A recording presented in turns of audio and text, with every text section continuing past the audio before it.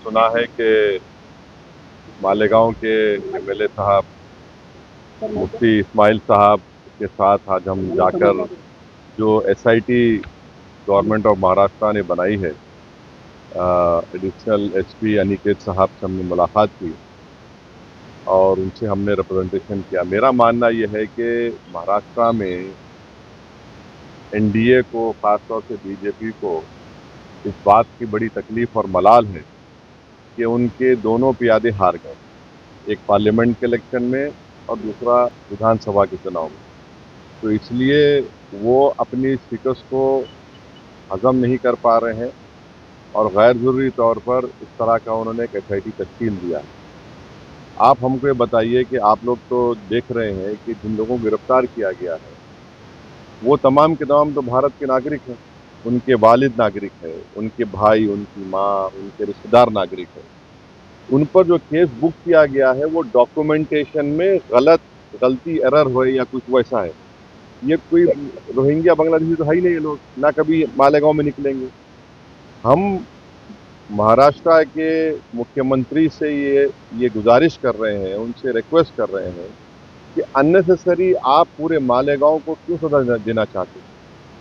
और आपका जो एक्ट है, वो जो बर्थ रजिस्ट्रेशन एक्ट है, ये एक्ट है, इसमें आप देख लीजिए सेक्शन 15 जो है, सेक्शन 15 में क्लियरली लिखा है कि अगर कोई डॉक्यूमेंटेशन में एरोनियस गलती हुई या फ्रॉडुलेंट हुआ, इम्प्रॉपर मेड हुआ, तो उसको आप करेक्ट कर सकते हैं, कैंसिल कर सकते हैं। और सेक्शन 24 में आप देख लीजिए, उसको कंपाउंडेबल बना दिया गया है, पावर टू कंपाउंड ऑफेंस। तो आप इसको इस्तेमाल करिए ना। और ये खामखा एक इलाके को बदनाम करने के लिए, जो एक ज़्यादा तादाद में अल्पसंख्यक समाज के लोग रहते हैं कि रोहिंग्या बांग्लादेशी तलाश करो, जितनों को आप गिरफ्तार किए वो तो सब भारत के नागरिक हैं। पेपर में गलती हो सकती है, तो हम एडिशनल एसपी साहब से बोले कि आप यहाँ पर जो लोगों को बुला रहे हैं उनके साथ एक आदमी को कंपनी करने दीजिए, और जो धाराएं लगाई गई हैं 120B, इतने सीवियर धाराएं, उसको दोबारा आप हम उनसे बोले कि आप देखिए उसको। और हमको लगता है कि अननेसेसरी मालेगांव को गैर ज़रूरी तौर पर पार्लियामेंट और असेंबली में उनकी शिकस्त हुई, तो कोई कंप्लेन कर दिया और आप इस तरह के एसआईटी बना दिए। तो ये हमारा ये मानना है कि यहाँ पर ना कोई रोहिंग्या है, ना कोई बांग्लादेशी है, मगर जो गिरफ्तारी अमल में आई है वो तो डॉक्यूमेंटेशन के ऊपर है। तो इसलिए हम उम्मीद करते हैं कि हमारे अनिकेत साहब और उनकी टीम, और ख़ास तौर से महाराष्ट्र की गवर्नमेंट इसको रिलुक करेगी, इन्होंने जो स्टेप लिया है। और मालेगांव में तो आप देख रहे हैं कि मुफ्ती साहब मालेगांव के दूसरे इश्यूज जो लॉ एंड ऑर्डर से ताल्लुक था, ख़ास तौर से जो बड़े बड़े ट्रक अंदर आ जा रहे, और जो परसों हादसा हुआ जिसमें 2-3 लोगों की मौत भी हुई है, तो इन दूसरे उस पर भी हम बातचीत की। बस आपको इस बात की सलाह देना था। देखिए, वक्फ का जो बिल जो जॉइंट वर्किंग कमेटी को रेफर हुआ था, वो जितने अपोजिशन पार्टीज के एमपीज थे, बशमूल मेरे, कांग्रेस पार्टी के, टीएमसी के, डीएमके के राजा साहब, अब्दुल्ला साहब, और एक एनसीपी के मेंबर भी थे, हम तमाम ने, हमारे इमरान मसूद, हमारे छोटे भाई वो भी थे, तो हम तमाम ने उस रिपोर्ट के खिलाफ अपनी अपनी डिसेंट रिपोर्ट को दिया। मेरी आप लोगों से रिक्वेस्ट है कि मैंने भी 129 पेजेस की डिसेंट रिपोर्ट दी है, वो पब्लिकली अवेलेबल है, उसको पढ़िए आप लोग। उसको पढ़ने के बाद आपको मालूम हो जाएगा कि जो मोदी सरकार ने वक्फ बिल लेकर आया है, वो वक्फ प्रॉपर्टीज को बचाने के लिए नहीं लाया गया है, वक्फ प्रॉपर्टीज को छीनने के लिए, उसको बर्बाद करने के लिए। और भारत में जितने मुसलमानों की बड़ी बड़ी ऑर्गेनाइजेशंस हैं, चाहे जमीयतुल उलमा हो, मौलाना अरशद मदनी साहब की, महमूद मदनी साहब की, जमात इस्लामी हो, all India Muslim personal law board के सदर मौलाना खालिद सैफुल्लाह रहमानी साहब हो, या फिर आपके मुंबई के जमीयतुल मशाइख जो है, इन तमाम ऑर्गेनाइजेशन को रिजेक्ट किया है इस बिल को। ये सबसे बड़ी ऑर्गेनाइजेशंस हैं। दूसरी बात यह है कि आप हमको बताइए कि महाराष्ट्र में पंढरपुर की मंदिर है, पंढरपुर की मंदिर में कोई नॉन हिंदू मेंबर नहीं बन सकता। आप यहां पर क्यों बनाना चाह रहे भाई? और वक्फ की प्रॉपर्टीज जो है वो गवर्नमेंट नहीं दी, वो हमारे बुजुर्गों की खून पसीने की गाड़ी कमाई, वो दान दिया अल्लाह के नाम पे। और अगर कोई मुसलमान वक्फ की प्रॉपर्टीज अल्लाह के नाम पे दान देता है तो उसमें उसकी औलाद का शेयर नहीं रहता, क्योंकि वो ऊपर वाले अल्लाह के लिए दे दिया गया है। आप बोलते नहीं वक्फ वाला औलाद में बच्ची का शेयर नहीं, मार खाया जाएगा।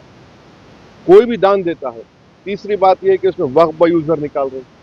हिंदू धर्म में आप बीके मुखर्जी साहब की किताब है वो पढ़िए, जो सब मानते हैं, उसमें लिखा है कि बाई कस्टम बाई यूसेज वो टेम्पल की प्रॉपर्टी हो जाती, वहां पर जो हो जाती थी यहाँ क्यों नहीं हो सकती है भाई।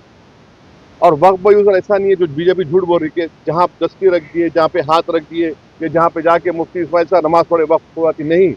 बाबरी मस्जिद राम मंदिर केस में 4-5 पेजेस है, पैराग्राफ्स है, जिसमें सुप्रीम कोर्ट ने वक्फ बाय यूजर को अपहेल्ड किया। अब उसको निकाल रहे हैं। लिमिटेशन एक्ट हिंदू एंडोमेंट पे अप्लाई नहीं होता, एसजीपीसी सिख गुरुद्वारा अप्लाई नहीं होता, आप इस पे अप्लाई कर रहे हैं। भाई अगर कल के दिन कोई खाबिज है, इंक्रोचर है, उसको रिवॉर्ड कर रहे हैं आप, लिमिटेशन एक्ट आप निकाल कर। कलेक्टर को इतने पावर दे रहे हैं आप, कलेक्टर कैसे तय करेगा भाई। कोई अपने मामले में जज बन सकता है क्या, बोलिए आप।